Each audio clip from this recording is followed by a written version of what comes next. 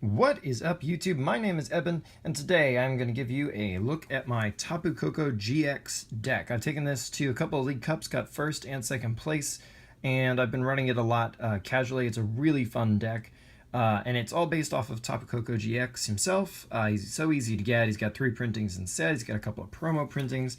We're running 4, obviously. He's got 170 HP, he's basic. His 2 energy retreat doesn't really matter at all because we're going to rely heavily on his ability. He has no weakness, no resistance like the other GX versions of the Tapus. And his ability allows you to just play him onto the bench, and if you want, you can suck up as many lightning energies from your Pokemon as you want, and if you do, it puts him automatically into your active slot. So it gets around negative status, it gets around any kind of effects that might be bothering your active Pokemon. And it's a great way to switch out things that are damaged and keep the energy on something fresh. The idea being that you can move a Pokemon that's taken a big hit onto your bench, and then you can use something to get it out of trouble from there, like, say, Acerola. Spoiler alert, we're already including some Burning Shadows. Burning Shadows wasn't legal when I first played this deck, but despite that, it did really, really well. Just getting them to your bench is pretty effective by itself, just because when the knockout happens, you don't lose the energies. We mainly rely on our Sky High Claws attack. It's 3 energy, but we got lots of ways to accelerate our energy down. Hits for 130, 140 with our Fighting Fury Belt, which is indeed the tool we want over Choice Band, just because the extra HP is really so pivotal because we want to make sure that Koko is very hard to knock out in one shot. And our GX attack is 50 damage for every energy on all your opponent's Pokemon put together. So it's a great way to pick up one-hit KOs, smash things that have had a lot of energy committed to them, like, say, Lapras GX and stuff like that. So this is your main attacker. He's pretty much the only one you ever use in most games. So we'll put him up here just so you can keep an eye on him, just so he didn't go anywhere. And our only other real attacker, quote-unquote, realistically, is probably going to be Jolteon EX. We're running 2 because it's got a free retreat. It's a good starting Pokemon. We can attack with Swift if we don't get our Koko up on our first attacking turn. And you can Flash Ray in a pinch because certain decks really do not appreciate Flash Ray. We also run 1 copy of Tapu Lele. It's really kind of all you need. You can certainly opt for another one, and as the format is about to change, you'll probably be running more than one pretty regularly. Get them now while you can. They're probably only going to go up. That is unless they give it a 10 printing. Fingers crossed on that. Yes, no, maybe. Kind of depends on your perspective. But anyway, Wonder Tag, we go get any supporter we want from our deck. So turn 1, you Ultra Ball for Lele. You go get Lily after you play your hand out. You drop it and you draw a whole bunch of cards because it's your first turn. You can also Energy Drive if you need to. We're not going to be able to use this GX attack, but that doesn't matter. That's not what it's there for. And we're running 2 Shamans because we still can. And at the end of the day, I really don't like benching them, but if you need the card draw, they're there as options. They combo well with Ultra Ball, as always. And that is your entire Pokemon lineup, just those 9. That's it. That's all she wrote. Our supporter lineup, we're running 4 copies of Professor Sycamore. It just allows you to dig as deep as you can. It's pretty obvious, doesn't need much explanation. We're running 3 Ns. Once again, doesn't really need any explanation there. We're running the 1 Lily just because we're going to search for it, ideally, and we can still Versus Seeker for it for the next month or so. So that's fine. We're running 1 copy of Skyla because there are a couple of 1-ofs and things like that, and we just definitely need to make sure that we get all the right items at the right times. So she's a nice Versus Seeker target, just a good supporter in general for this deck. We're running 2 Lysander. I built this deck for before Burning Shadows, but even with Burning Shadows, I still think Lysander is preferable to Guzma in a lot of situations. Obviously, we're about to have to run Guzma, but this card is just so powerful. It allows you to pick up anything on the bench that may be trying to retreat from KOs, etc. It's great for using with Tapu Koko's Tapu Thunder GX attack. And there's that 1 Acerola. She is so very useful because she picks up the Pokemon. She's basically AZ, but she also recovers the items.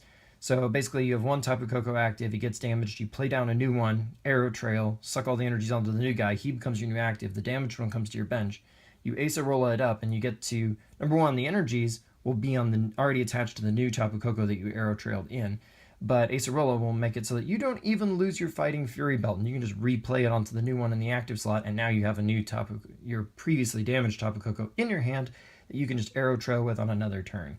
She's so very useful for recycling those Tapu Kokos. And those are all your supporters. Let's get to the items. They're pretty straightforward as well. We got 4 Versus Seeker because as long as you can run 4 Versus Seeker, you really just ought to. It's just that utilitarian. We're running 4 Max Elixirs because this is how we get our turn 1 Tapu Koko up. If you manage to hit 2 of these, plus your regular attachment, that's 3 energies. We're running 4 Ultra Balls, because pretty much everything does, and it makes a lot of sense in this deck as well, and it can go well with Lily and Shaman and all that good stuff. And you really want to make sure you have access to Tapu Koko when you need him. He is definitely what keeps this deck running. We've got 4 Trainer's Mail to help dig for all those lovely items and supporters we might need. We've got 4 Fighting Fury Belt. You're noticing the consistency here, 444. This helps increase our HP because it's about keeping your shields up with Tapu Koko. That 170 HP may be in a lot of people's OHKO range. This brings you up to 210, which is much bulkier. And remember, you don't have weakness, so nobody, there's no bad matchup where they can OHKO you no matter what kind of thing. And we also run 3 Aether Paradise Conservation Area, card that needs a somewhat shorter name. And because you're Jolteon as well, but mainly your Tapu Koko, are basic lightnings, this gives you a 30-point shield to every attack. So basically, Tapu Koko has to be hit for 240 or more to be one-shot, which means a lot of the time, realistically, it won't be getting one-shot, which means you can do your arrow trail tricks to deny your opponent KOs. We're also running 2 Field Blowers, just kind of a common utility card there. It's good for picking up knockouts by knocking off things like Fighting Fury Belt. 1 Rescue Stretcher. It's an especially nice way to just pick up a Koko out of your discard piles. Just put it right into your hand. When knockouts happen, they're kind of painful because we run, I wouldn't say a low energy count, but kind of a utilitarian energy count. So this is a great way to stock them right back into your deck and hit any late game max elixirs pretty well. We are running 2 max potions.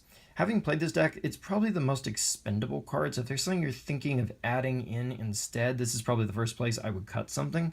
Debatably, you could even cut one of the max potions for an additional supporter. It's kind of up to you, tailor it to your meta. This is the card I found kind of the least useful. I mean, obviously the idea is a damaged Koko goes to your bench, you move the energy off to the one that comes up with its arrow trail, then you have damage but no energy Tapu Koko on your bench, so you max potion it, heal it, and there's no penalty for healing it up, and your opponent doesn't have an easy Lysander target anymore. But realistically, it's still kind of a lackluster play. With Burning Shadows, you can probably convert these into Super Scoop-Ups, and that wouldn't be too bad. So there is that. That's your item count. We have a pretty heavy item count, but we want to go really fast and just start hitting things. And yes, Garbodor can be kind of an issue with a stack of items this thick, but our Sky High Claws does one-shot Garbodor, which is nice. And then that's it. The last part of the deck is we are running 10 Lightning Energies, and that Energy Recycler is pretty crucial. Because like I say, if a Koko gets knocked out, that's 3 of your energies gone right there. Recycling them back into the deck is pretty useful. It's much better than putting them into your hand because, once again, we got Max Elixir to think of. So that is the deck. It is a lot of fun. I've really enjoyed this. It's been one of the decks I've enjoyed the most.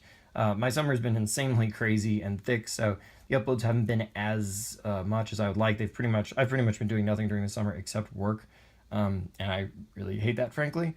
But with the new season kicking off and Burning Shadows coming in and a lot of cards being a little lower in value than normal, I'm hoping to start posting more videos, going to some more events and whatnot. So the fall, the winter, and so on looks good. But anyway, until next time, like, comment, subscribe, check out my channel for more cool videos like this, and I will see you next time.